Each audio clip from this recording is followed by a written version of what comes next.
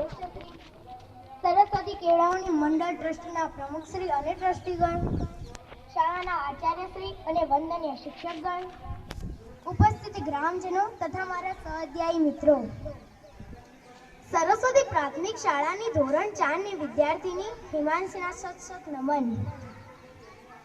આજે મારે કહેવું છે લોખંડી પુરુષ સરદાર વિશે। કાળના ઘેરા તિમિરમાં ઝગમગે એ જિંદગી, આસમાં તૂટી પડે પણ ના ડગે એ જિંદગી। શાંત હો આકાશ તો ઉડે પતંગો બેશુમાર, શૂન્ય કિંતુ આંધીઓમાં પણ જગે એ જિંદગી। આજે આપણે આવી જ એક જિંદગીના સ્મરણો સિંચવા છે, જે આંધીઓમાં પણ એવી ખુમારીથી જીવી કે આજે પણ એની બુલંદીઓ વર્તાય છે, આજે પણ આકાશમાં ધ્રુવના તારલાની માફક એ અવિચળ છે। એક આદર્શ સત્યાગ્રહી, શ્વેત ક્રાંતિની ગંગોત્રી, ધૈર્યવાન, સ્થૈર્યવાન, ધૈર્ય અને શ્રદ્ધાનું આદમપદ, રાજપુરુષ, યુગ પુરુષ, લોહ પુરુષ, ભારતના ભાગ્ય વિધાતા। અગણિત વિશેષણોથી નવાજીએ તો સમય ઓછો પડે ને શબ્દો ટૂંકા પડે, એવું ઝવેર રત્ન એટલે શ્રી સરદાર વલ્લભભાઈ પટેલ, જેના માટે કવિ શ્રી સુંદરામ કહે છે કે શબ્દ તણા બસ તારે બાણ, ઢળી જતા શત્રુના પ્રાણ, ગુર્જર હિન્દ અખિલના તંતુ, તે બાંધ્યા તે દીધા બાણ। ભારત મુક્તિ મહાજહાજનો તું બળવંતો મહાસમીર, જય જય ગૌરવ ગુર્જર વીર, જય જય ગૌરવ ગુર્જર વીર। ગુજરાતનો ખેડા જિલ્લો એટલે ખમતી ધરોનો જિલ્લો, અને આ ખેડા જિલ્લાના કરમસદ ગામે પિતા ઝવેરભાઈ અને માતા લાડબાઈનું ચોથું પુત્ર રત્ન સંતાન એટલે શ્રી સરદાર વલ્લભભાઈ પટેલ, જેમનું આ ધરતીએ પાવન કરવા 31 ઓક્ટોબર 1875 ના રોજ અવતરણ થયું। જન્મસ્થળ મોસાળ નડિયાદ, વતન કરમસદ। બાળપણની વિશેષ માહિતી પ્રાપ્ત નથી, છતાં પણ એમના બાળપણના ઘણા પ્રસંગોથી આપણે સુપેરે પરિચિત છીએ જ। વલ્લભભાઈ નાનપણથી જ ખોટું સહન કરી શકતા ન હતા। નેતાની સોટીથી મારનાર શિક્ષક સામે હડતાલ પડાવનાર વલ્લભભાઈમાં બાળપણથી જ સત્ય માટેનો આગ્રહ અને નિડરતાના ગુણો જોવા મળે છે। પિતાની ધાર્મિક મનોવૃત્તિ અને માતાની સાદગીએ બાળ વલ્લભમાં જ ઈશ્વર અંગેની અનન્ય શ્રદ્ધાના બીજ રોપ્યા, જે મહાત્મા ગાંધીના સંપર્કને કારણે દ્રઢીભૂત થયા।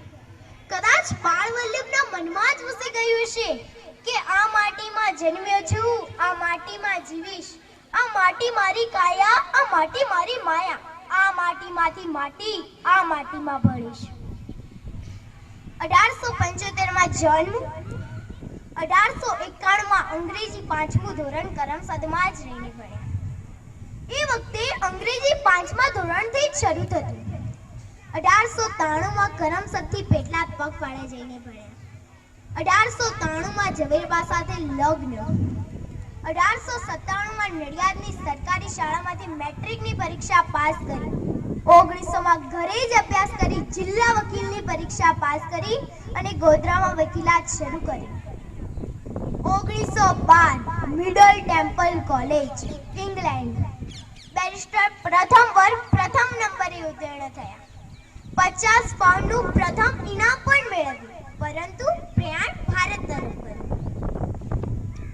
ઠીકઠાક સુખીઘરના કહી શકાય એવા વલ્લભભાઈ એ સમયે વૈભવી પાશ્ચાત્ય ઢબનું જીવન, સૂટ બૂટ અને પત્તાની બ્રિજની રમત સાથે લગભગ જીવનનો ત્રીજો ભાગ પૂરો કરી ચૂક્યા હતા।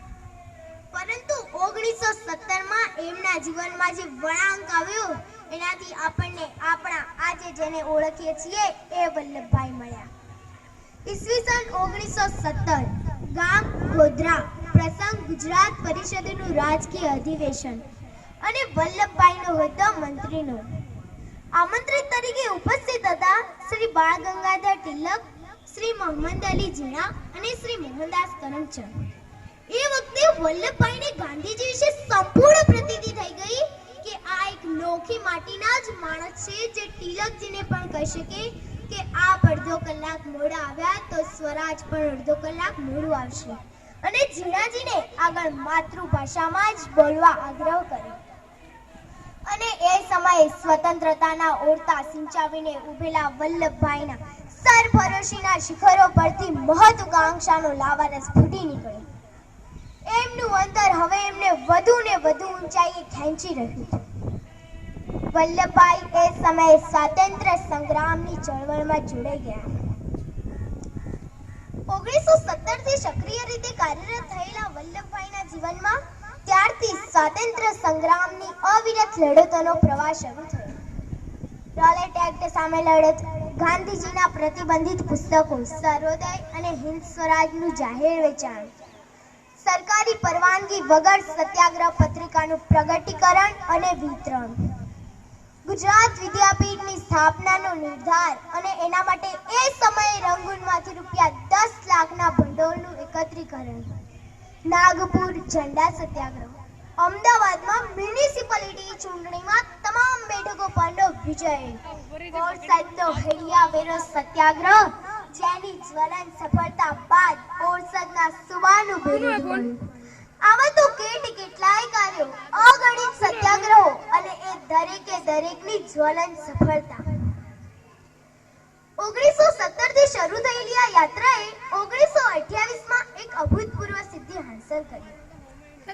સમગ્ર વિશ્વની જનતા જે ઘટનાની રચે રચથી વાકેફ છે એ બારડોલી સત્યાગ્રહ. અંગ્રેજ સરકાર સામે કાળ બનીને ઝપટી પડેલા વલ્લભભાઈએ આ સત્યાગ્રહમાં અકલ્પનીય, અવર્ણનીય અને અદ્વિતીય રીતે વિજયનો અંગીકાર કર્યો. ન અભિષેકો ન સંસ્કાર સિંહસ્ય ક્રિયતે વને વિક્રમાર્જિત સત્વસ્ય સ્વયમેવ મૃગેન્દ્રતા. વનમાં ક્યારેય સિંહનો રાજ્યાભિષેક કે રાજ્ય સંસ્કાર નથી હોતો. પોતાના પરાક્રમથી પ્રાપ્ત કરેલા રાજ્યનો એ સ્વયં મૃગેન્દ્ર વનરાજવીર કેસરી બની જાય છે. અને એ સમયે વલ્લભભાઈને પ્રસંગોચિત અને વ્યક્તિત્વોચિત બિરુદ મળ્યું સરદાર. ત્યારથી વલ્લભભાઈ સરદાર તરીકે ઓળખાયા. પરંતુ એ જ ભારતના ખરા સરદાર હતા, છે અને રહેશે. 1947માં ભારત આઝાદ થયા પછી માત્ર 2 જ વર્ષના ટૂંકા ગાળામાં અખંડ ભારતની ઇમારત ઊભી કરવાનો અદ્ભુત ચમત્કાર કરી બતાવ્યો. અખંડ ભારતના શિલ્પી સરદાર સાહેબે જ્યારે 15 ડિસેમ્બર 1950ના રોજ માત્ર 1 જ મહિનાની પેટની ટૂંકી માંદગી બાદ સવારે 9:37 કલાકે આ જગતમાંથી મહાપ્રયાણ કર્યું. પંચમહાભૂતનો બનેલો સરદાર વલ્લભભાઈ પટેલ નામનો આ નશ્વર દેહ ફરી પંચમહાભૂતમાં ભળી ગયો. આત્મા તો અજય અમર છે, પરંતુ નશ્વર દેહનું શું મૂલ્ય છે એ સમગ્ર વિશ્વની જનતાએ એ દિવસે જાણ્યું. અને સૌ એકી અવાજે બોલી ઉઠેલા કે એની ભસ્મ અંકિત ભૂમિ પર ચણજો આરસ ખાંબી, એ પથ્થર પર કોતરશો નવ કોઈ કવિતા લાંબી, લખજો ખાખ પડી આહી સૌના લાડકવાઈ. અસ્તુ. જય હિન્દ, જય સરદાર.